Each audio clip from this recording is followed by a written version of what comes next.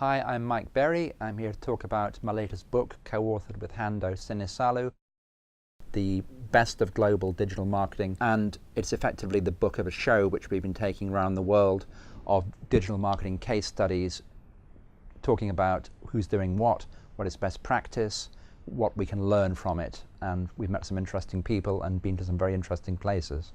I don't think any book is easy to write. I'm very grateful to Ann-Christine Kruk and Maria Lasu from Best Marketing International in Tallinn, Estonia, who did a lot of the research in order to find some of the detail on these cases, which I think makes the difference. They are in depth. We've tried to understand the process by which the marketing decision makers made their decision, what the agency contributed in many cases, the idea which the whole thing depended on. And I think there are some insights into the process by which these campaigns came together. I would say all 30 campaigns in the book are very inspiring, so in terms of which one might have particularly inspired me, they all do different things, and they've all, as far as we can tell, done a very good job for the brand owner, for the people paying for them, and they've moved the needle on awareness, on attitudes, and most importantly, sales. I like some of the things which involve clever technology, for instance, the Adobe bus shelter animation, which is well worth reading about. I like the Thai from Thailand, the example of Amazon Cafe, which is basically a mobile app that wakes you up if you fall asleep while you're driving, with a really funny sound which you couldn't sleep through possibly, and directs you to the nearest Amazon Cafe where you can have a bit of a rest and wake up and maybe even have a sleep for a while and then be safer to drive. So I think that's a really clever use of the technology and dead-on strategy. So we've tried to select case studies which are clever, different, interesting, which got results, and which are of course true to the various brands. Perhaps the most memorable one, which I've often ended a presentation with, is from Metro Trains in Melbourne, who have got a song which you just cannot forget whether you like it or not, called Dumb Ways to Die.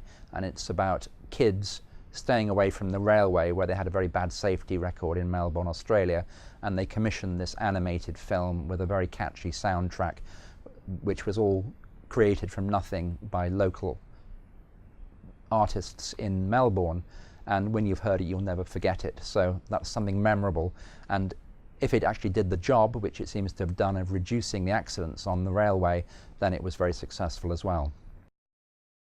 The foreword of the book explains how we came to write it, and Hando Sinisalu and I had done this show in various countries of the world, and it seemed to be useful to people. People seemed to like it, and people even paid to go and see it.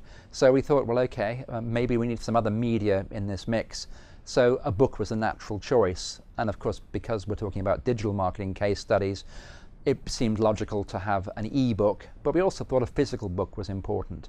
So there's an Amazon Kindle version, there's an e-book, but there's also a physical hard copy, which we thought was important. And I'm very pleased with the end result in terms of the production. I think the publisher did a really good job, because it's attractive and it gives you a flavour of the actual creative work. It's in full colour, and even in the digital age I think that hard copy has its role. This is something very different. You know, the idea of the Best of Global Digital Marketing Storybook is to tell the story of these case studies, and at the show you wouldn't normally spend more than 15-20 minutes on each one, perhaps with a case video, perhaps with interviews, video interviews with the CMOs and their agencies who were involved. But then there would be discussion, and depending on the country there'd be more discussion than others perhaps. It's very interesting to compare. Some countries people are naturally talkative, other places people are quieter but listening and thoughtful. And the idea of this book is that it will be to those audiences that might come to the event, and perhaps might already have been to the event and might come to the event in the future, but also other people perhaps who can't get to the event. Maybe it's not in their country, maybe the timing doesn't work. So people that want to see what everyone else is doing, and people who think, well, okay, we're doing a pretty good job in our country, in our market, but there's always a chance to look outside and see what best practice there might be that we can learn something from. And if you look at this book and you learn 2 or 3 things and it gives you some ideas, I think it's valuable.